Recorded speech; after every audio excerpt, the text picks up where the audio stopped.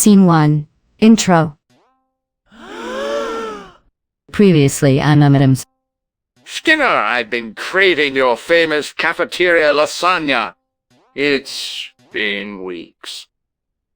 Ah, Chalmers. I've got a surprise for you. Guess who dropped by?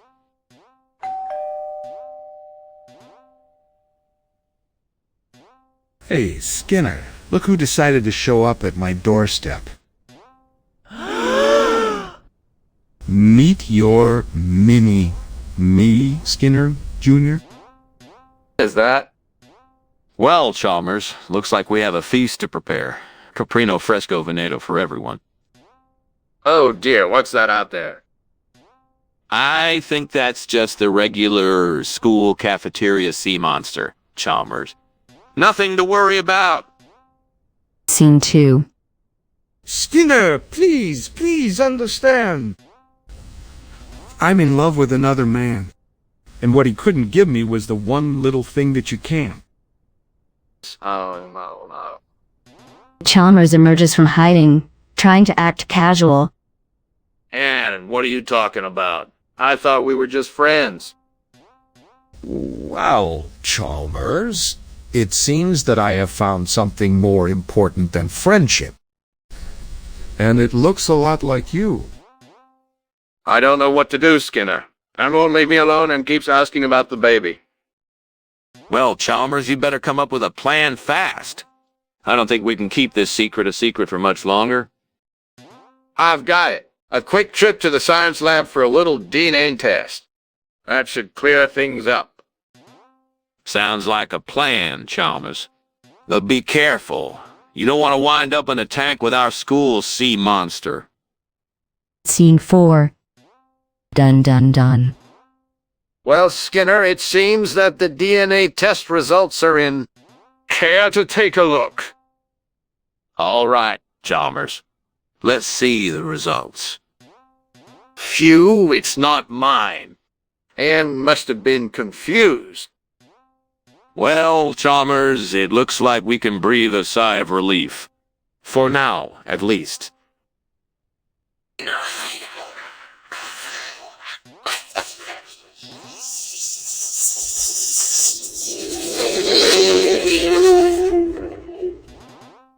Damn it all to hell. I'm gonna strangle the first person who walks through that door. Skinner, I'm here. I didn't mean to be gone for so long. Chalmers, I don't even want to know what's going on with you right now. But let me tell you this. If you've burnt my caprino fresco veneto, you're going to answer for it. I swear, Skinner, I didn't burn the caprino fresco veneto. I just got back from the science lab. I have a DNA test result that might change everything. A DNA test result. Oh, this is too good to be true. You're trying to cover up the fact that you ruined my caprino fresco veneto? No, Skinner. I didn't burn the caprino fresco veneto. Please, just listen to me. I need your help. I don't have time for your nonsense, Chalmers. I've got a kitchen full of burnt food and a broken heart. Now get out of my sight.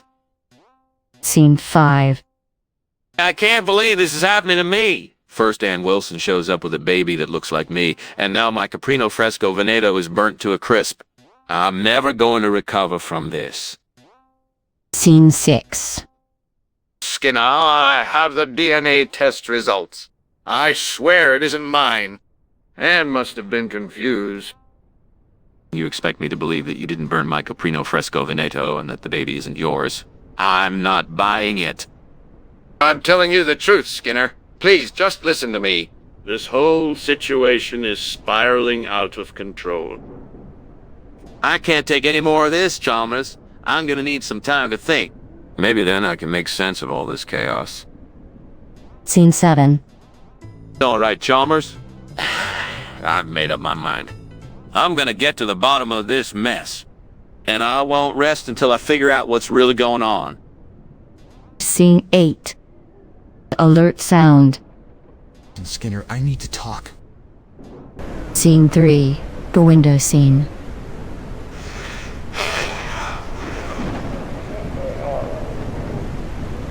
holy shit, catguts. That just might do the trick. Just a quick boil, a dash of garlic, and some spices. This could be the best meal I've ever made. Comedic plot twist. As Skinner starts to boil the cat guts, the baby from scene 1 starts crying outside his window. Skinner, without looking up from his pot, shouts, "Shut up, Ann Wilson Jr." I'm trying to cook here. Scene 4.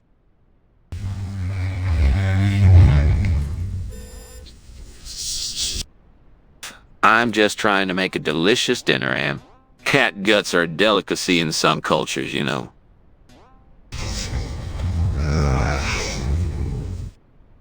But Anne, you left me with no other choice. I had to do something about the burnt caprino fresco veneto. Skinner, I couldn't help but overhear your conversation. I think I might have a solution. Do you now? And what might that be?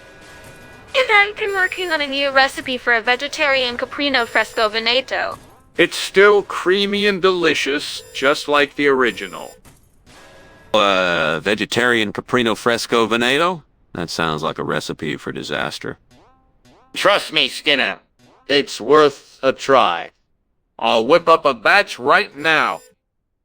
Scene 6. All right, Chalmers. Let's see if your vegetarian caprino fresco veneto is as good as you claim. Well, I'll be damned. This is actually pretty good. Scene 7. Oh, thank God. Skinner. That's exactly what I've been craving. I'm glad I could help, Anne. And as for the cat guts, I think we can all agree that was a bad idea. Skinner, I have to ask. The baby... Scene 4. The getting caught scene. Skinner, what on earth are you cooking? The kitchen smells like a burning tire factory. Ah, Chalmers. It's just a steam version of caprino fresco veneto. The smoke we're seeing is actually just steam. Steam? Really, Skinner? That's a new one. The smoke is definitely not steam. Skinner, I demand to know what you're doing with my baby. Yeah. I thought I locked the door. I'll be right there. Ann Wilson, what's she doing here? As Skinner runs to the door, he accidentally knocks over the pot, spilling the catguts all over the floor. Skinner, Chalmers, and Ann Wilson all stare in shock as the baby starts to point and laugh at the mess. Well, I'll be. It looks like I've got a little investigator on my hands. I think it's time for me to explain everything. I think that's for the best, Skinner. The truth always has a way of coming out. Scene 5. The raw meal. The dining room is filled with the aroma of something unfamiliar. Skinner enters, proudly carrying a large pot. Skinner, where on earth is that smell? Some that doesn't smell like the steamed caprino fresco veneto you promised. Ah, my dear friends. This is a regional dialect specialty. Caprino fresco veneto from the exotic land of Fictivania. Fictivania? I've never heard of that place.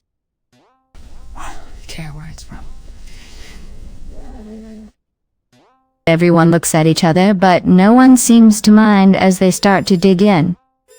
In a hidden corner, Chalmers can be seen nervously peeking out, trying to avoid Ann Wilson and the baby. Scene 6. The fire scene. Oh, the kitchen's on fire! Relax, Chalmers. It's just a heat burst. A heat burst? In the kitchen? How could there be a heat burst localized in the kitchen? Skinner. Well, it's a rare occurrence, but it happens. I'll handle it. I should see for myself. Let me take a look. No, Chalmers. The flames are too intense. You'll only make it worse. Plot twist. Chalmers, ignoring Skinner's warning, sneaks into the kitchen and discovers a toaster popping up with burnt caprino fresco veneto. I've got to hand it to you, Skinner. Even the fire is trying to cook your caprino fresco veneto. Scene 7. Farewell. That was quite a meal, Skinner. But the house is still on fire. It's just a heat burst, Anne. Really, really. As Skinner insists, it's a heat burst. The baby from scene 1 starts crying, pointing at the burning house. Skinner, in a panic, tries to shoo the baby away. Suddenly, a fire truck arrives, and the firefighters put out the flames, revealing that it was not a heat burst, but an actual fire. Skinner, red-faced, tries to explain.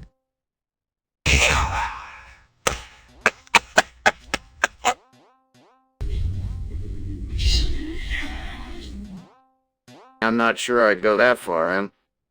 All right, everyone. Let's call it a day. I'll make it up to you, Chalmers. I'll try to be a little less meddling, Chalmers. I'll hold you to that, Ann. Goodbye, Skinner. Goodbye, Chalmers. Goodbye, Anne.